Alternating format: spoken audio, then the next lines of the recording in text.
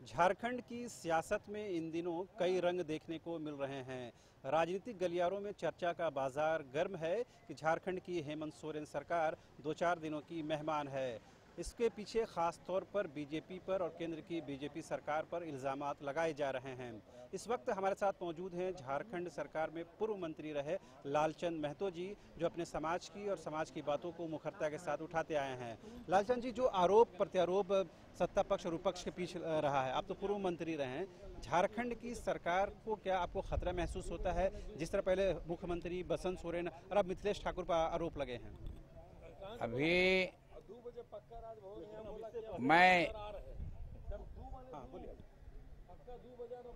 मेरा जो ये 21 साल का जो तजुर्बा है, जितनी सरकारें आई, जितनी सरकारें चली गई, रघुबर सरकार के पहले भी सरकारें थी और ये जो सरकार अभी चल रही है, हेमंत सोरेन की जो सरकार चल रही है, सबसे खराब स्थिति, खराब तरीके से जितना भ्रष्टाचार 2.5 साल के अंदर फैला है, मेरा इस संबंध में कहना है कि रघुबर सरकार के समय में रघुबर सरकार बड़े बड़े लोगों पर हाथ डालता था,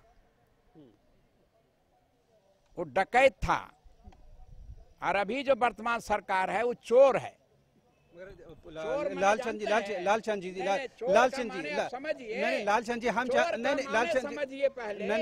अगर आज संसदीय भाषा बोलेंगे और एक पूर्व मंत्री अगर बोलेंगे तो अच्छा मैसेज नहीं जाएगा। चोर कहना संसदीय भाषा नहीं है।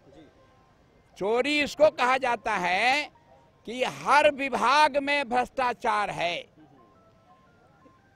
अंचल से लेके डीसी तक भ्रष्टाचार है, डीसी से लेके ऊपर तक भ्रष्टाचार है। तो क्या इसी सरकार में भ्रष्टाचार दिखा है? स्पष्ट दिख रहा है। आप जनता से जाके पूछिए, आप जनता का नीचे स्तर पर जाके कहिए। आप तो हम लोगों से सिर्फ बयान लेते हैं, कहाँ महामहिम राज्यपाल के यहाँ, आपको क्या मिलना है भाई? जो गांव में फेस कर रहा है अंचल से, जो गांव में फेस कर रहा है कि प्रखंड से, जो गांव में फेस कर रहा है आपका डीसी एसडीओ से। नहीं, मेरा ये कहना है कि 2.5 साल में ही भ्रष्टाचार झारखंड में बढ़ा है, ये पिछले 20 सालों से भ्रष्टाचार की गंगा बह रही है। यहाँ 2.5 साल में ज्यादा बढ़ा है, सो मेरा ये बोल सकते हैं ना, मगर एक सरकार पर आप इल्जाम लगा देंगे कि नहीं 2.5 सालों में भ्रष्टाचार की गंगा बही है, ये तो मतलब ये गलत हो जाएगा। 2.5 साल में ज्यादा है, नीचे स्तर पर है। पूर्व के सरकारों में ऊपर में था, और ये सरकार में नीचे स्तर पर भ्रष्टाचार चल रहा है, नीचे से लेके ऊपर तक। खैर, हम मुद्दे पर आते हैं। अभी जो आरोप मुख्यमंत्री पर, बसंत सोरेन पर, मिथिलेश ठाकुर पर लगाए, आपको लग रहा है कि इन आरोपों को कोई आधार है या राजनीतिक रूप से प्रेरित है? ये नहीं, इसमें कोई राजनीतिक रूप से प्रेरित का कहीं कोई मामला नहीं बनता। और अगर यहाँ खान उन्होंने माइंस का लीज अगर कराया है तो ये तो राजनीतिक किसी का द्वारा खड़ा किया हुआ मामला तो नहीं है। और जो आरोप जो मिथिलेश वगैरह पर जो लग रहा है वो तो सही लग रहा है, सही दिखता है। तो सही दिखता है, तो सही अगर दिखता है तो सरकार के पास डायरेक्ट इल्जाम लग रहा है, तो सरकार ना इसकी जवाब देगी। और सरकार अगर फंसती है तो इसमें बीजेपी बीच में कहाँ से आ जाता है? ये नहीं लग रहा कि अचानक से एक के बाद एक मंत्री विधायकों पर शिकंजा कस रहा है? ये अचानक से ऐसा क्या राजनीतिक रूप से माहौल बदल गया? नहीं, अचानक का मामला नहीं है। जैसी करनी वैसी भरनी।